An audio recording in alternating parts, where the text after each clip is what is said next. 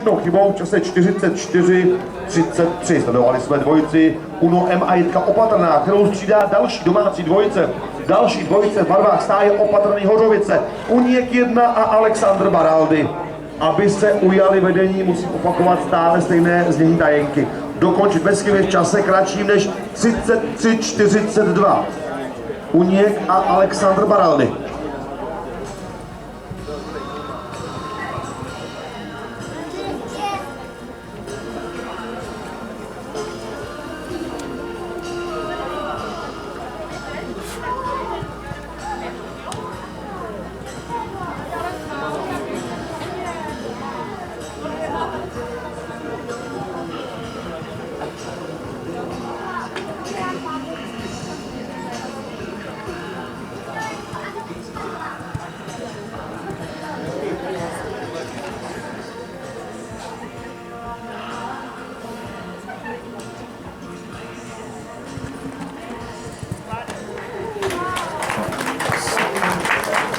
Bezchybná dvojice v čase 44:03.